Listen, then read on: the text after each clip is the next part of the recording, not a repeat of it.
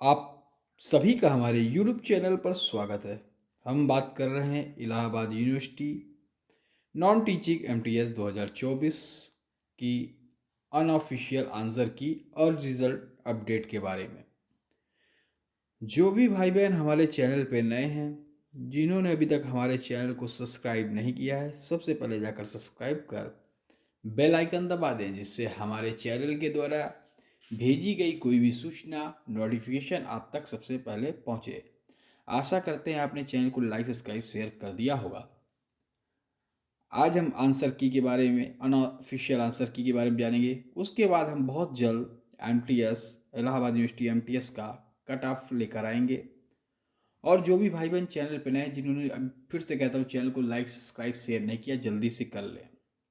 ठीक है, क्योंकि जानते हैं हमारे चैनल का ध्येय वाक्य ही है विद्यार्थी हित सर्वोपरि। विद्यार्थी हित से जुड़ी तमाम सूचनाएं, नौकरी संबंधी सूचनाएं, चाहे वो उत्तर प्रदेश राज्य की हो या अन्य राज्यों की हो, सेंट्रल गवर्नमेंट की हो या प्राइवेट हो, संविदा हो या आउटसोर्सिंग हो, सारी तरह की जॉबें या रिजल्ट या उनसे जुड़ी, विद्यार्थी हित से जुड़ी कोई भी सूचना हमारे चैनल के द्वारा आपको प्रोवाइड की जाएगी।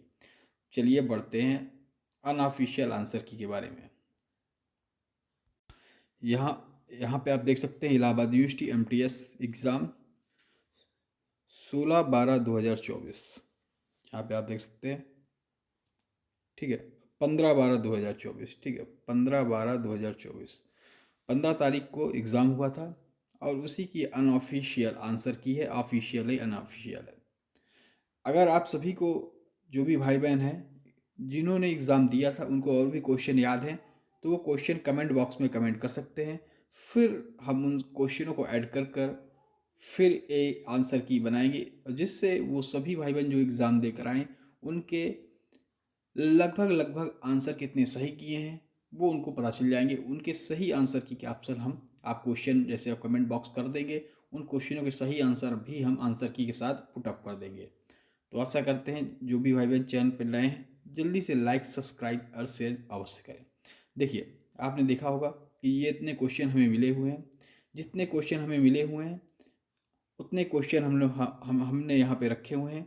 और आपको क्वेश्चन याद है तो आप ज़रूर कमेंट बॉक्स में कमेंट करिएगा, उसको हम ऐड करेंगे। तो देखिए, कौन सी नदी समुद्र में नहीं गिरती, एक क्वेश्चन आया था। तो देखिए, हमने आंसर इसका दे भी दिया है। आप जितने भी क्वेश्चन बोलेंगे कमेंट बॉक्स में कमेंट करके उसको ऐड करेंगे, उसका जो भी आंसर होगा वो भी हम आपको बताएंगे। फिर जितने मिलते जाएंगे 100 क्वेश्चन में, उस हिसाब से एक कट ऑफ या कहें एक नज़दीकी कट ऑफ तक हम लोग पहुंच सकते हैं।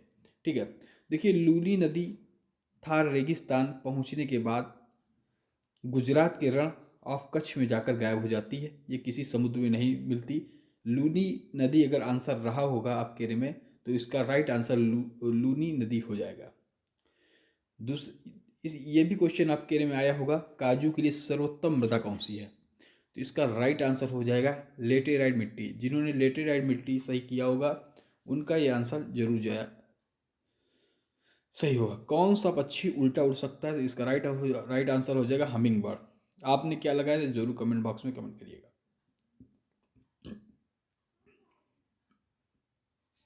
गंगा नदी का नाम बांग्लादेश में क्या हो जाता है, तो ये क्वेश्चन आपको मैंने अपनी मैराथन क्लास में भी कराया था। आप देख सकते हैं एग्ज़ाम से 2-3 दिन पहले हमने ये क्वेश्चन आपको कराया था। जो 250 प्लस क्वेश्चनों की सीरीज़ थी, उसमें से 3 से 4 क्वेश्चन मेरे ख्याल से फंसे हुए हैं। तो आप देख सकते हैं, गंगा नदी को बांग्लादेश में पद्मा नदी कहते हैं। जिसने पद्मा लगाया उसका सही हो जाएगा। विद्युत हीटर के तार में कौन सी धातु होती है, तो विद्युत हीटर के तार में निक्रोम नाम की मिश्र धातु होती है। जिसने निक्रोम में राइट आंसर लगाया होगा उसका सही हो जाएगा, हुआ होगा आंसर। सोडियम का प्रतीक चिन्ह है Na। ठीक है, एस से आप सोडियम मत लगा देना, एस से सल्फर भी होता है। सोडियम का Na हो जाएगा।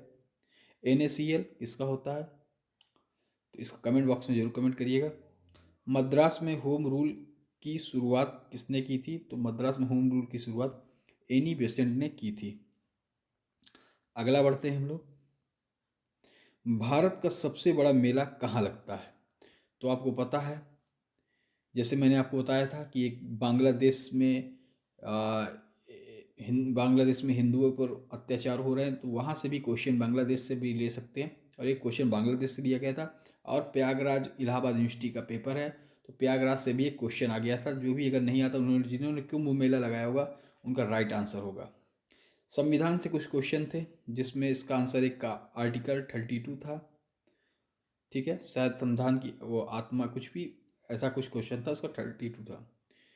एक अनुच्छेद संविधान और एक क्वेश्चन था राष्ट्रपति का महाभियोग की प्रक्रिया किस अनुच्छेद से होती है, तो अनुच्छेद 61 राष्ट्रपति पर महाभियोग चलाने की प्रक्रिया होती है। तो इसका राइट आंसर जिन्होंने 61 लगाया होगा उसका राइट आंसर। एक क्वेश्चन आया था संविधान में भाग 4, जिसका राइट आंसर था, उससे क्वेश्चन आया था, जिन्होंने भाग 4 लगाया होगा उसका सही होगा।